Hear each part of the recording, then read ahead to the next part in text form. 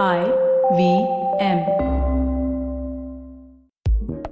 Cloud-based solutions have witnessed an unprecedented demand in the new normal. As enterprises across industries look to build a future-ready infrastructure and enhance agility, they have increasingly realized that the answer lies in the cloud. The world's cloud runs on Intel, with over 50,000 instance types available globally on Intel Xeon Scalable processors from leading cloud service providers. They deliver a broad choice of performance, availability, and scalability for your workloads. Intel's broad footprint offers you an easy migration path, so you can pivot for the applications, cost, cloud provider, and data governance needs that are most critical to your business. To know more about how clouds provided by Intel Technologies deliver reliable, scalable, workload-optimized performances across enterprise applications, visit intel.in.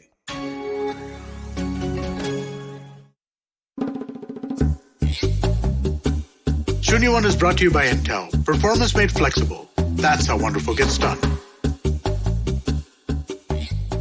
Hey everyone, welcome to Shunya One, episode 156.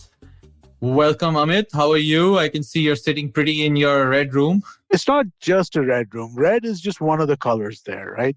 We're trying to make, if you remember the last studio, it was this dark gray color, right? And so we thought we should be a little more colorful, but not too colorful because, again, we don't want to be super loud. So it's one of the colors in the room. There are a few other colors. Nice. But you'll find out soon. I know. I look forward to it. And of course, hopefully the next few episodes, I should be there too. And but today's conversation was a fun one, a very interesting and different one too. So, it's really interesting, right? I mean, I'd heard of ISLE before, right? But as we were talking to Abel about it, I started remembering, different contexts in which I had heard about them, right? For example, he spoke a little bit about the personal verification part. I remember hearing about that. He spoke a little bit about the Facebook part. I remember hearing about that. But again, these things you heard about 6-7 years ago when they were happening. And so they're not top of the mind per se, right? But then all of this stuff was striking chords. It's been around for a long time, a lot of different stuff. Exactly. And, for everyone listening in, we're talking to Abel Joseph, the founder of ISLE. It's a dating app. If you guys are in the dating game or have been, you must have heard about them. And I was super surprised to hear, pleasantly surprised to hear about their journey so far, given that they've been around longer than most new startups we interview here. So it was a good chat. Absolutely. Yeah, let's just go for it. Let's take a break and jump right in.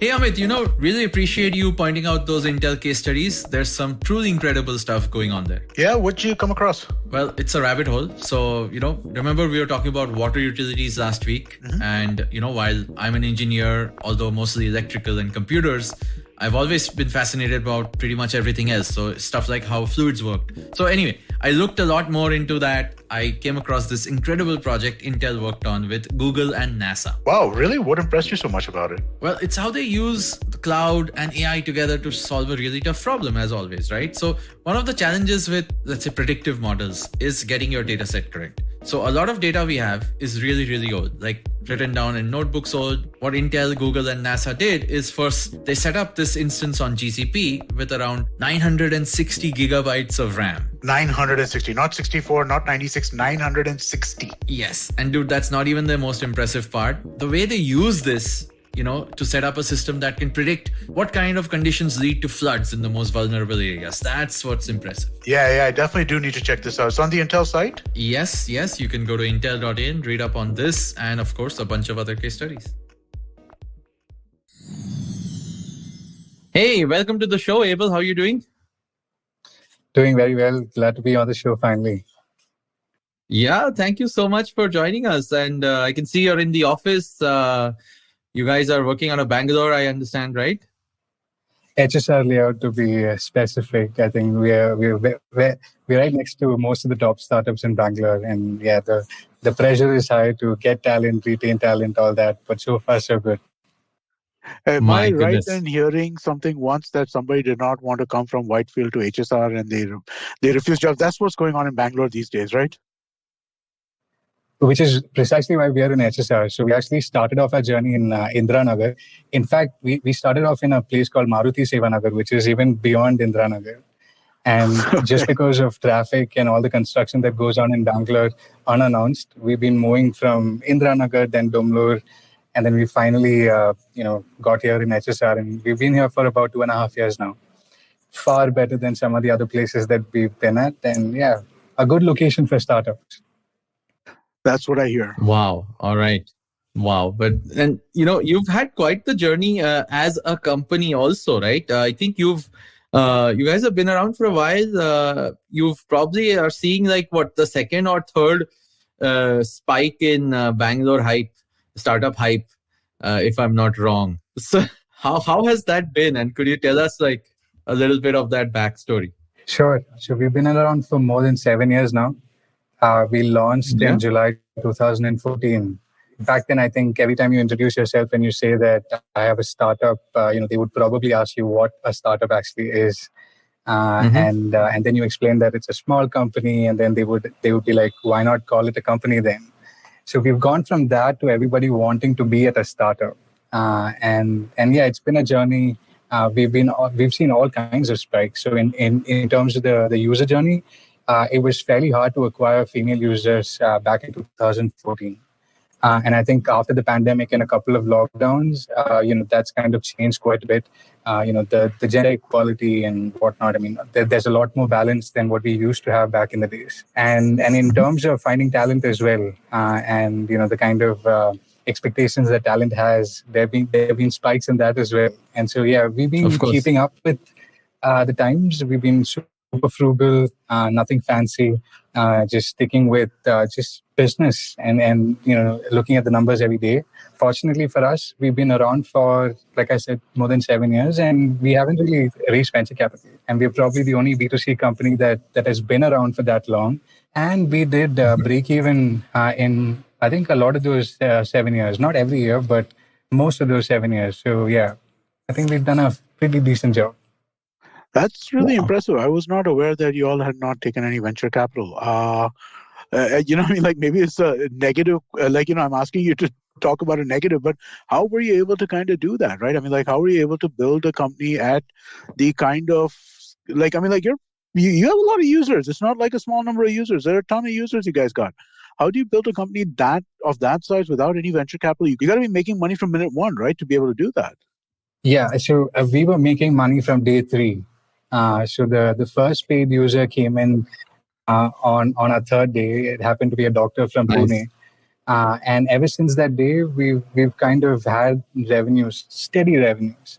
But I think once the global players, Tinder and Bumble and everybody came into the market, it was a lot harder to compete. You had to have a good marketing strategy, and for good marketing strategy, you probably have to collaborate with celebrities. We couldn't really do any of that, but I think what we did manage to do is to have a very frugal lifestyle, not just at work but off work as well. Not just me, but the entire team. And a lot of the people who joined us back in 2014-15, they're still with us. So at least the core team, they've been around, and I think, yeah, a lot of us have been at IEL for more than 5 years. And so it's still the same core team. And again, like I said, a very disciplined team. And that's one of the things that I kind of try to focus on early on, to kind of not really have this lavish lifestyle that most of the startups kind of offer these days, but really look after, your needs. And then, of course, beyond that, just work on yourself and improve your skills, and every year kind of polish yourself and make yourself useful to your family, to your company, to the world. And yeah, that kind of worked out for a lot of us. And being Wow. in this industry, it kind of makes you think of life quite a bit, right? Like, especially from an Indian standpoint. And I think in India, we see that you're born, and then, you kind of study, then you get married, then you look after your kids, and then you die. And so that cycle, we kind of discuss that often. And some of us, we kind of prescribe to that same idea and ideology that a lot of the traditional DCs have kind of, held on for so long. One of the reasons probably why our civilization is as old as it is. And so, yeah, Hmm. that kind of kept us going. But yeah, no magic sauce, just the basics. This is commendable. Let me say, I share Amit's surprise in understanding how you guys have been. Not, I would not say surviving without venture capital. It's more like how have you avoided sheer greed of it, and I think you explained a little bit of that. But tell me, Abel, when you started the company, obviously, you said it was back in one of the earlier, prior to, let's say, one of the bigger cycles in venture capital entering India and the B2C sort of market opening up. You obviously started IEL with, an intention to sort of do something different from what's available in the market, especially the whole matrimony market. So give us a sense of, your market, I would say, your take on what the market needed and, what you built IEL as a product to be, and then how that evolved with the changing times. Sure. Firstly, it was not intentional for us to not raise venture capital. It just happened to be that nobody was impressed enough to give us the capital. Back then, but I'm sure now people are willing to throw checks at you, right? I mean, like I'm maybe not sure, in 2014, 15, but I'm sure like by 17, 18, people were more than willing to throw checks at you guys. Yeah, so I think more than the venture capitalists, a lot of the large players, not just in India, but from around the world who we would consider to be strategic, companies or strategic players that we can collaborate with, they wanted a piece of IEL, majority stake or 100% acquisition and what have you.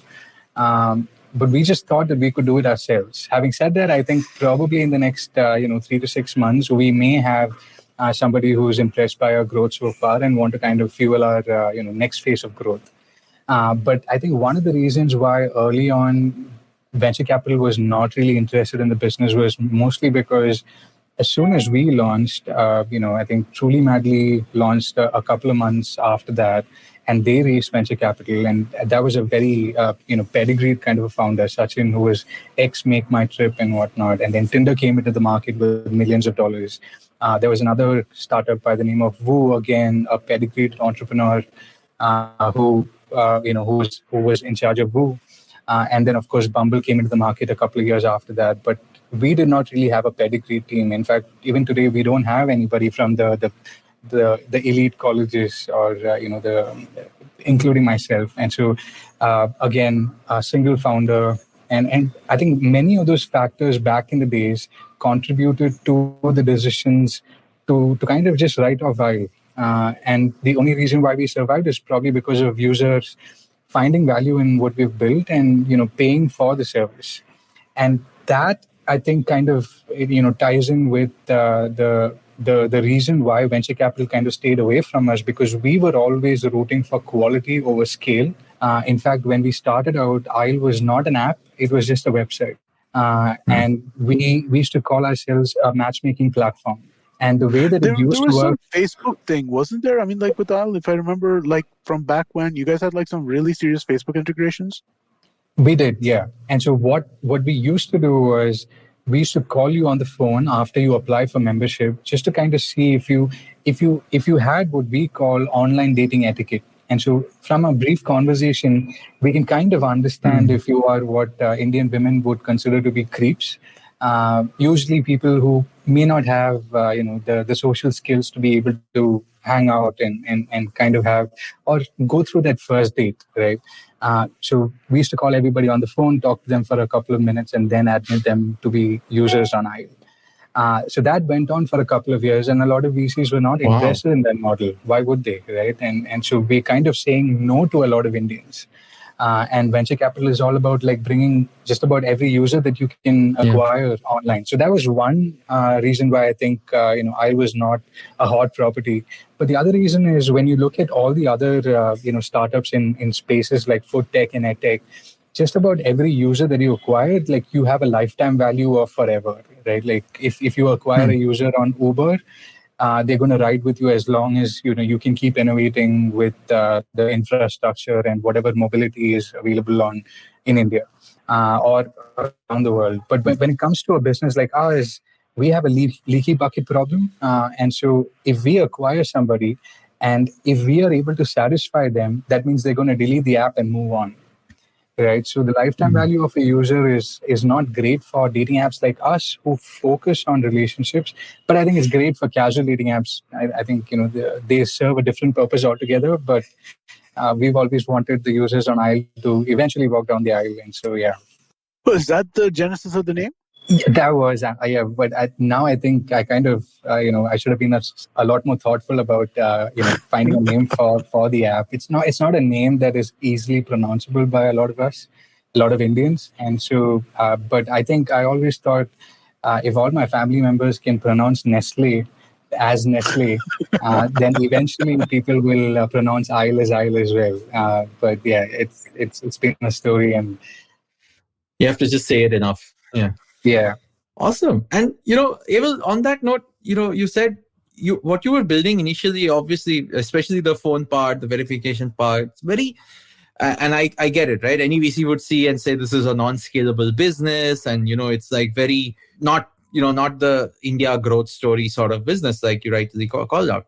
But at the same time, you said you were also making money. So what was it that people were really coming to you for? I mean, what was what was that sort of snowball effect that you finally were able to achieve, and how did you actually get your user growth sort of flywheel going?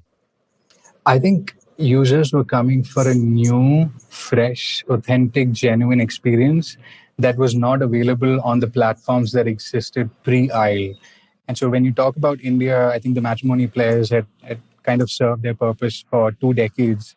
And here we have a new India who grew up on English cricket commentary, Friends and WWE and whatnot, right? Like Star World and everything. And so that India was already like thinking about romance differently than the old school Bollywood way of writing letters and kind of running in a field and whatnot. And so that era sort of moved out, and everybody had this aspiration of being able to meet others, not just in your neighborhood, but also like people from other states and probably people who are not really in that proximity that you grew up in. And that's what internet helps you with. And so we've always heard about, dating sites. We've heard about Match.com and whatnot. And I'm sure everybody has Googled for a dating site, at least the men in India. And finally, what was missing in the equation was the women, in my opinion. And I think one of the reasons why they didn't sign up was because trust was non-existent. Right? When you sign up on a dating app, you see like empty profile pictures, you see names, and you don't really know if that you could actually, you could it could have been anybody. So how could you change that? And one of the blessings that we had was Facebook releasing their login with Facebook plugin, which meant that everybody who had a Facebook account, when they create that account with us, we could actually fetch some of that information and create a profile for you. So that brought about a lot of authenticity. And so we just happened to be in the right place at the right time and using the right technologies and then having that right mindset, in my opinion. It was never a game of scale in 2014. I think today, that we have had, the Me Too movement and everything else that has kind of elevated the status of women in society, we could probably have both genders online at the same time, but not in 2014 or before that. So, we kind of stuck to our understanding, our thesis. If anybody was unwilling to give us those checks, we thought that's fine. Our users would kind of, keep us going. And luckily, it just so happened that we're still here. So, I want to kind of follow up on your answer here a little bit, right? You mentioned how there's a challenge in trust, especially for women users and stuff like that, right? How did you address that, right? Could you be a little more? Can you give some examples of like some of the things that you all did to promote trust? Because I know that one of the, and this is just from us as podcasters actually learning the same thing, because we are very heavily male skewed right now in terms of audiences, right?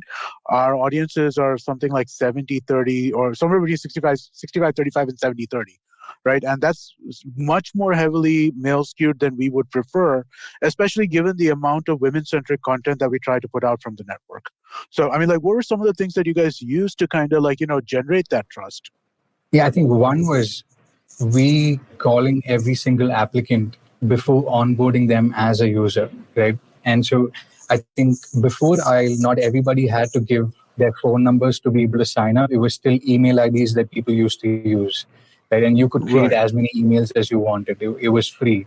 But when it comes to phone numbers, you were limited to the number of phones that you have. And I think, you may have about 2 phones, but who would take the trouble of actually, buying more phones just so that you can sign up on an application multiple times? So that was, I think, one of the barriers that we sort of built. And so for us, it's always been how many barriers can we build so that the trust is maximized, at the same time the quality of the audience. And when I say quality of the audience, I'm talking about the compatibility between those users are almost likely to be there. The second thing, like I said, is the Facebook plugin, which meant that you're kind of giving a lot of the information up front. So, for instance, let's say you're a fake profile on Facebook back in the days, you may not have liked a lot of relevant pages, right? But if back then, if you're an Indian, you would have probably liked A.R. Rahman, you would have probably liked Zomato and pages like that. So our tech was mature enough, or at least our vision was good enough for us to understand, we understand Indians as much as probably anybody else does in the market today. Can we really take that information and kind of streamline this as much as possible? So we could prioritize each application that came through, saying this could be a legitimate application versus an application that did not have enough information, in which case we're like, we should probably call that person last when we're done with every single call. So we could onboard these legitimate users a lot faster. And I think the result of it, and then of course there was a waiting period, right? Like if you applied today, back then we were a very lean team of 6. Everybody was, we were kind of like a small call center. And so once you have those calls and you're waited for that period, like even psychologically, you're thinking, maybe this is a credible business, right? Who calls me these days, except for the insurance guys maybe. And so I think it kind of worked out for us. And once people started to meet offline, and then relationships started to kind of sprout, and then people started tying the knots, and now people have kids of couples who've met on Hive. I think the word started to spread organically as well. Among the 28 plus year olds in places like Bangalore, Mumbai, Delhi, the metropolitan cities. And so, yeah, none of the other products could do what we did, which was to kind of get you to meet people of intent, people who actually had the intent of getting into a relationship. It's always the guess game, right? If you're on a swiping app, you match with someone, the question that you would be asking yourself is, how many other people are they talking to? Okay, that is, if you're indeed looking to be in a relationship with that person. And the guesswork is out when you're on a place like Isle, because on Isle, most likely a lot of the users are in it to kind of eventually settle down. And so, yeah, it's literally built for that middle class India who kind of grew up speaking in English and whatnot. Oh, so you're basically still it's more of a reinvention on the matrimony game and the products out there in that space, rather than I would say a competition to the dating apps, because those guys are actually from a get go, they're saying they're not putting too many, I would say, commitment as a rider on the on the whole premise, right? Yeah, from an Indian context, yes, but I think from a global perspective, I would consider Aisle to be a dating app and nothing but that. I don't think, or I wouldn't consider Aisle to be an evolution from matrimony. And the reason is, when you think about dating, the way that it started was back in the days, people who had side partitioned hair and who used to wear suits and everything would walk up to the man of the family and ask the person if he could take out the daughter for what they used to call a date, in a very gentlemanly way. And after the date would be your period of courtship, and then you kind of declare your feelings for each other, and then you kind of start your period of romance, and then you tie the knot, and then you kind of go on, probably have children and whatnot. So that is my understanding of dating still, the old school dating. Sorry, this is just, are you a programmer? Because I mean, like, only a programmer would break a date down or break the romance life cycle down like that, right? No, well, yeah, that's one skill that I haven't been able to pick up. But yeah, I sit with programmers all day, and that's probably the reason why everything is like structured and yeah. Wow. All right. That's an interesting take, Abel. I want to dig a little deeper into actually the tech and the product that you've built. But before we do that, we'll just take a quick short break and come back and talk some more. Your computer can be compromised in many ways, and all cyber attacks ultimately affect your files and apps by accessing everything that's on your PC. Intel vPro keeps you safe from cyber attacks using the Intel Hardware Shield, which has 3 groups of capabilities. First, advanced threat protection, quickly detecting issues like ransomware and crypto mining. Second, below the OS security, identifying unauthorized changes to hardware. And lastly, application and data protection, preventing malware injections. So secure your organization's productivity with Intel vPro's hardware-based security. Visit intel.in/itheroes to know more. Remember, Intel vPro, it's built for business. $100. That's all it takes to begin your journey with Bitcoin and Ethereum. No, really. With CoinSwitch, you can start investing in over 100 cryptocurrencies with just 100 rupees. On top of that, there are 0 charges for deposits and withdrawals, so you can trade, buy, sell, however and whenever you want. All of this, plus their extremely intuitive interface, makes CoinSwitch the perfect app for beginners in the crypto space. But don't take my word for it. Just download CoinSwitch for free and try it out for yourself. If you'd like more information on cryptocurrencies, tune into A Show About Crypto with me, Rohan Joshi, my new adventure on IVM Podcasts. CoinSwitch, kuch to badlega. Hey, welcome back, everyone. Abel, we've heard quite a bit about, why you built Isle and, obviously the unique, the value proposition that you've been giving people. And it's, of course, continuing to do that even 7 years into your, your journey. Tell us about what has the product and tech evolved since those days. I'm guessing you guys aren't doing so many onboarding calls one-on-one anymore as you used to back then. How's the platform how have you used all the cool talent in and around HSR and anywhere else to maybe, bolster that? And tell us a little bit about the cool stuff in the product today. Sure. So we were fortunate to kind of bring in talent from all parts of India. So we have everybody we have somebody from Assam, Haryana, all the way to like Andamans. And so we've managed to kind of collect the knowledge of cultures and put them into like one room, and which is probably why we've been able to, cook up multiple vernacular dating apps, which we've been busy with in 2021. And these are separate dating apps for different regions in India. But I think the way that we've evolved is, like I said, it started off just as a website, but I think the user experience on it was at the time probably, as in my opinion, as good as what Myntra would have been back in the days. Obviously, I'm biased, but I think people enjoyed using the website.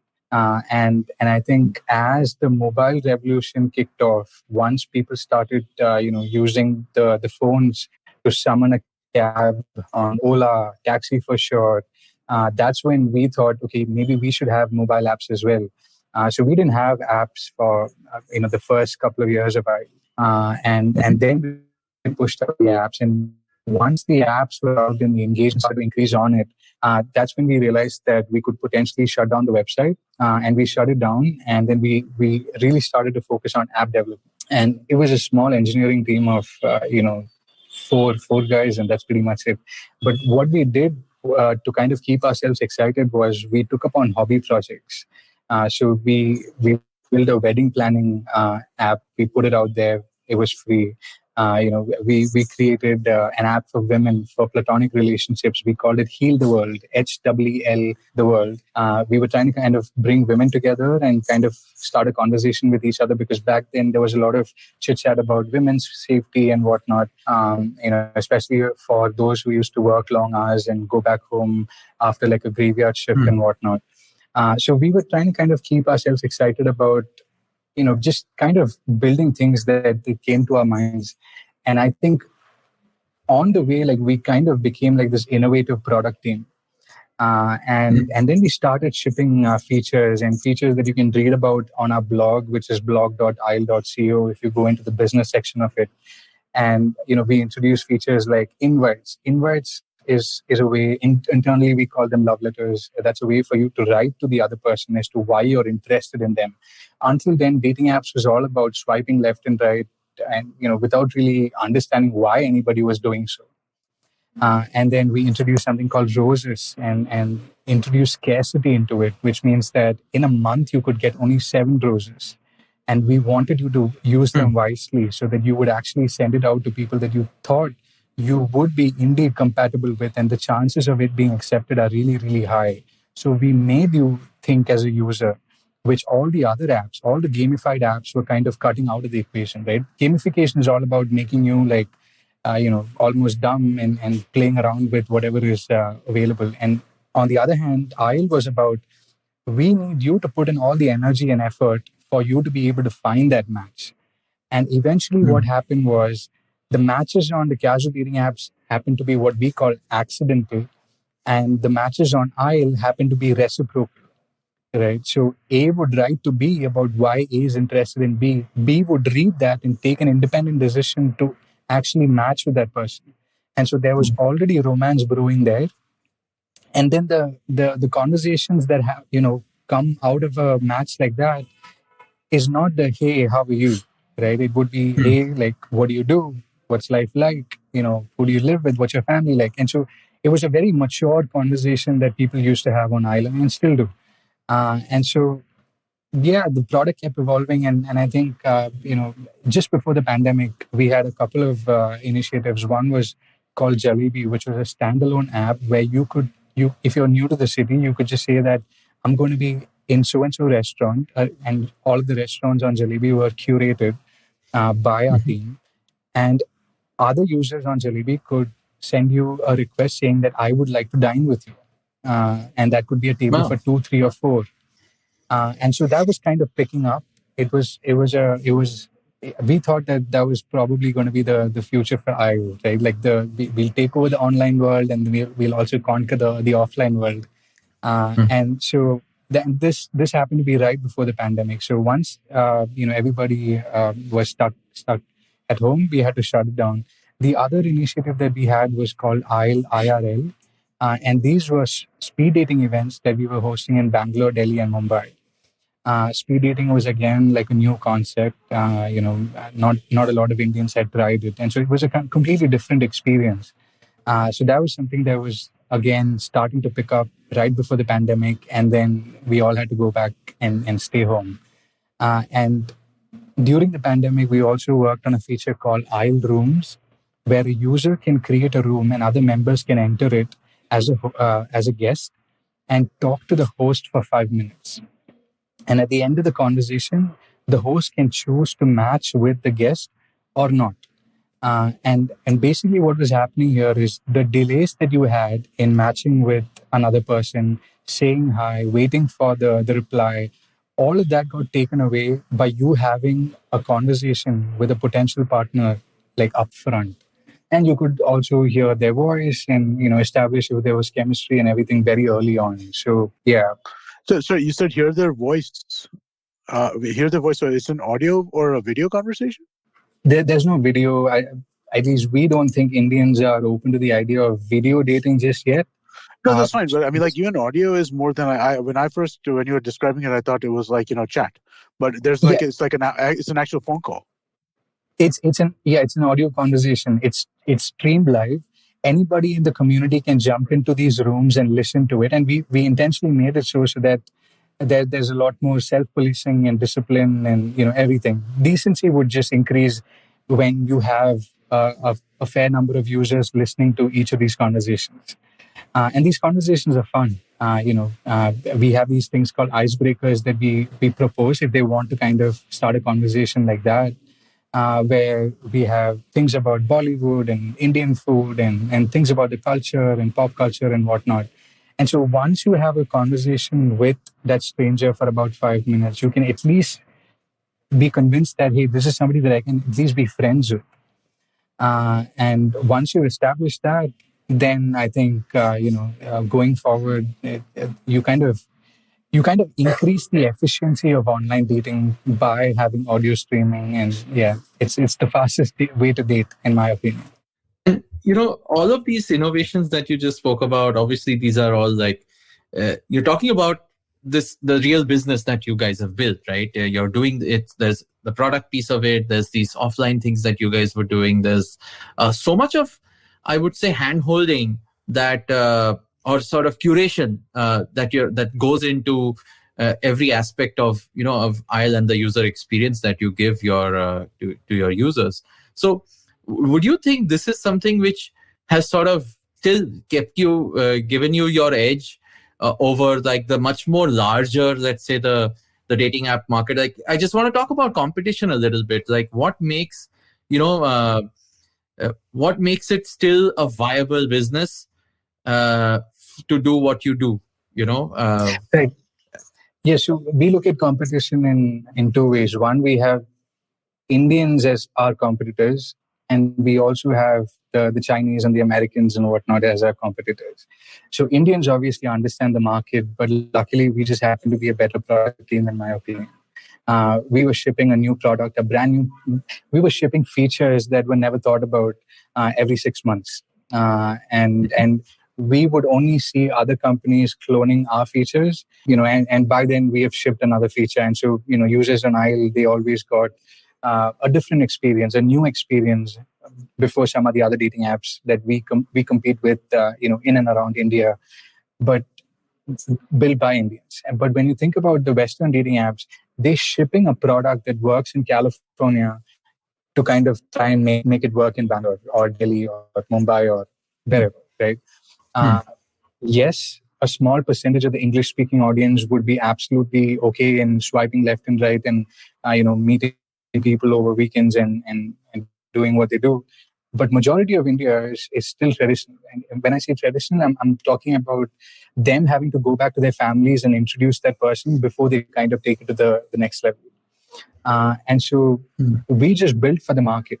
And so that was, I think, step one. We were not really interested in cloning a Tinder or a Bumble or any of the swiping apps that were kind of blowing up in the West. But that's essentially what was happening with other developers in India. They were cloning the West.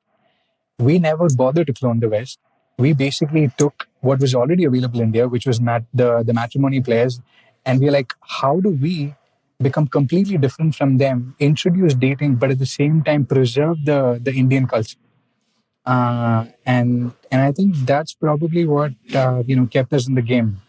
Subconsciously, probably not everybody would profess this, but I think subconsciously Indians know that if we are indeed getting into a committed relationship, we would eventually have to go back to our families and introduce them.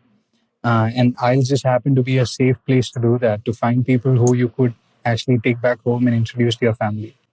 So, Abel, just to again follow up a little bit on what you were saying back then, right?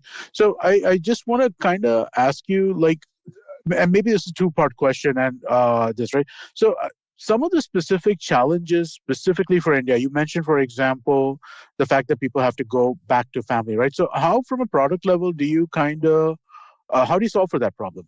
India is so uniquely diverse that you can't really have a one-size-fits-all sort of a product, including IEL. And I think that's the reason why we're sort of venturing out into, like we're building multiple apps and whatnot. But just to begin with, for Indians, the religion and community and mother tongue, that's very unique. And we kind of tend to want to know what we're all about, right? If you're in a metropolitan city like Bangalore, you meet somebody, you talk for a little bit, you're going to ask them, where are you from? And what are your roots like? And that was not available on any of the other dating apps at the time. IEL has had it since day one. We've kind of tweaked a few things here and there. So, for instance, we don't call religion, we call it faith, right? Because a lot of the Gen Z youngsters, they're kind of moving from theism to atheism, and not a lot of this is relevant to them anymore. But at the same time, it's still relevant to their families, and they respect that. And so does things like mother tongue, right? Like if you're matching with somebody on a casual swiping app, you don't really get to know where they're from. Like you can make out a little bit from the names, but a lot of our Indian names it's kind of very similar, right? And so how do you get to know where somebody's from, what their beliefs, lifestyle, values are like, their traditions are like, And you could not do that on any other application other than the matrimony websites. And the problem with matrimony is that you sign up and you kind of, if you're really attracted to like 5 profiles back then, I think 4 out of 5 profiles on matrimony websites, they were managed by the parents or the uncles or whoever, right? Yeah. And it was a super awkward feeling for a youngster who was independently looking to find a partner to talk to the father up front. And I think that's the reason why I even thought about starting IEL. I thought, we've come a long way. I think we've a lot of us moved out of villages and whatnot to go to college. We were financially independent, and once you're financially independent, you kind of start taking your own decisions, right? And I think probably finding a partner is the most important decision that you might take in your entire life. And so, why not be completely responsible for it? And so, the matrimony players could not really help you start a relationship. It only could help you with arranged marriages. And arranged marriages, I think it was always going out of trend. It was just a matter of when. And I think, slowly but surely, that's something that will probably come to an end. And the natural progression from arranged marriages would be to find a partner by yourself, and online dating is probably one of the fastest ways for you to meet somebody in your close proximity or anywhere in the world, actually. I think that's where online dating sort of comes in, and matrimony kind of gets phased out. On that note, and coming back to your earlier point, which is obviously common for a lot of dating apps, is the fact that you said your users don't continue to be your users, which obviously is still a positive outcome for you and for everyone in the community. But how have you sort of tried to, keep that engagement going, if at all you have?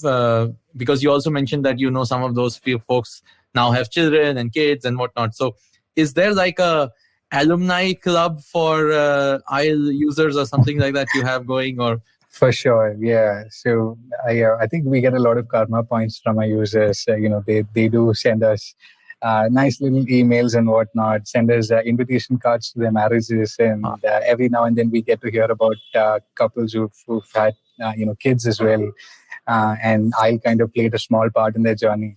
It's all nice, but I think we're still very discreet about all this.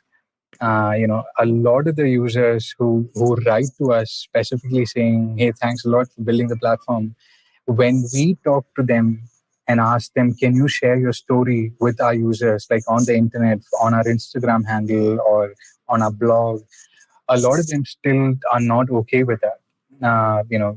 And in fact, when the families ask, how did they meet? A lot of them would probably, make up stories about having met in colleges or friends of friends, or, a friend of a colleague and whatnot. So it still has a little bit of stigma. But I think even if we rewind back to the 90s in the US, not everybody was open to the idea of online dating. But, it kind of shot up in the mid 90s.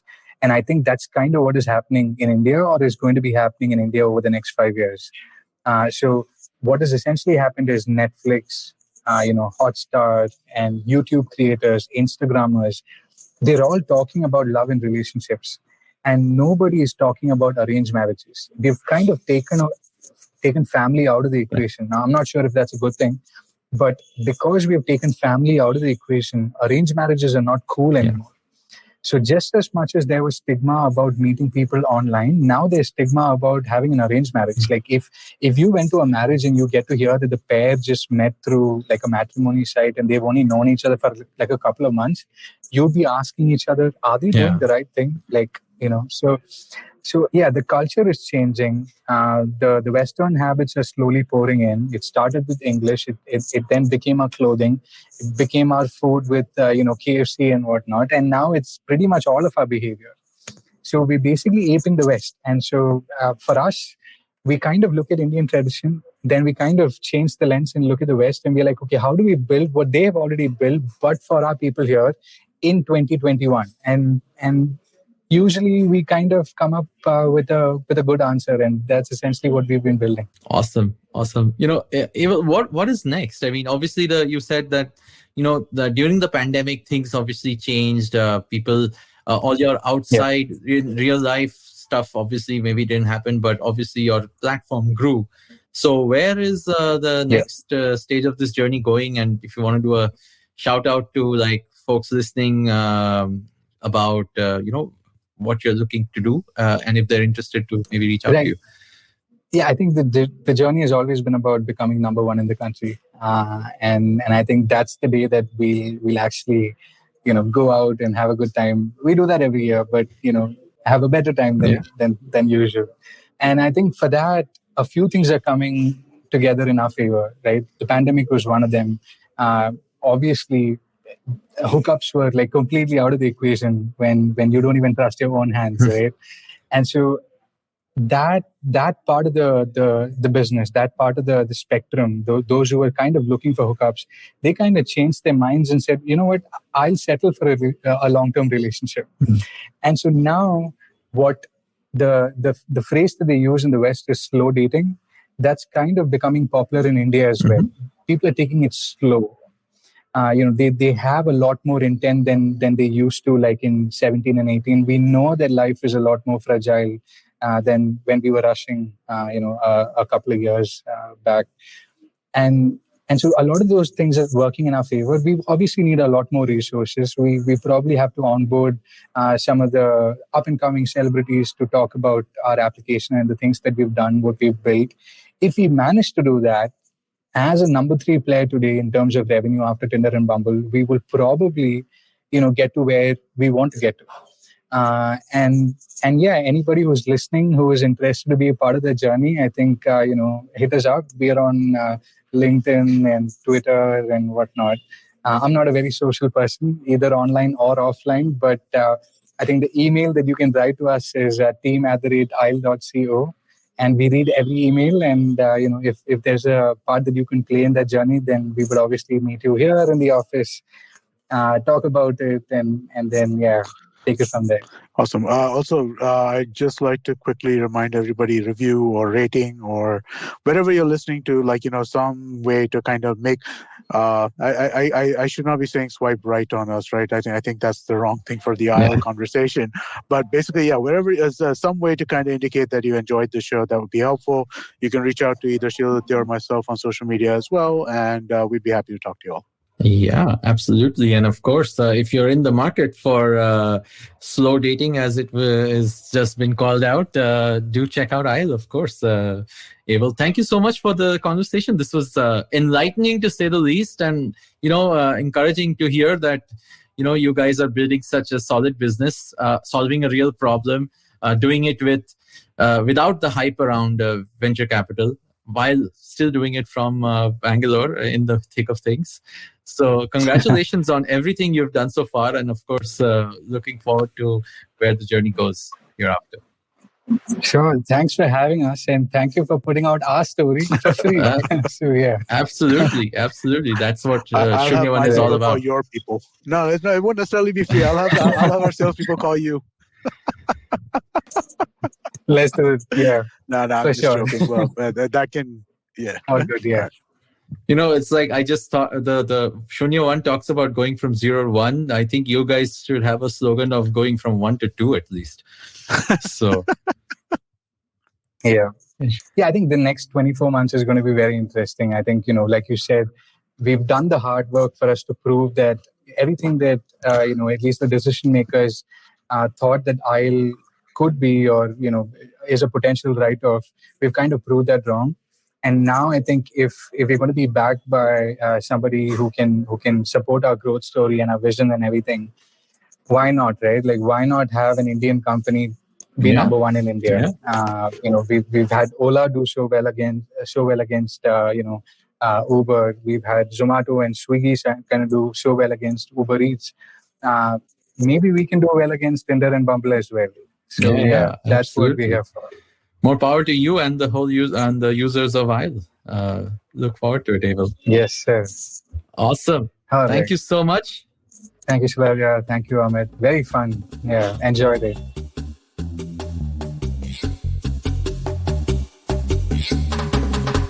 Shunya One is brought to you by Intel. Performance made flexible. That's how wonderful gets done.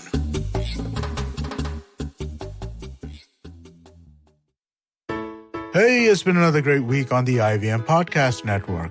On Cyrus Says, Cyrus talks to journalist Amrit Raj about his new book, Indian Icon, a cult called Royal Enfield, and what inspired him to write it. On a show about crypto, Rohan asks comedian and artist Prasad Bhatt the question, can NFTs change an artist's life? Personhood legally means a rights-bearing body, but not all bodies have rights unless the law recognizes them as persons. On The Longest Constitution, Priya helps us understand what is a person. On The Habit Coach, Ashley answers a very interesting question. How can one become a better person when they feel broken? And on Marathi Kirkitun, Rajiv and Manik Deshmukh draws into the world of letters and sentimental value that they hold. Do follow us on social media. We're IVM Podcast on Twitter, Facebook, Instagram, and LinkedIn. And do follow us on YouTube. We have a number of different channels. You can find them on ivmpodcast.com/YouTube, where you'll be able to take a look at all of the channels we have. And finally, we'd like to thank our sponsors this week, Cred, Bank of Baroda, Quarter, CoinSwitch, Kuber, Slay Coffee, Intel, and Oxfam India. Thank you so much. You make this possible. Are you looking for finance products and services that can enhance your personal finance experience? Are you looking for a space to talk about your financial product or service? And are you looking for a crisp talk show where the conversation is all about money? Well, your search ends here.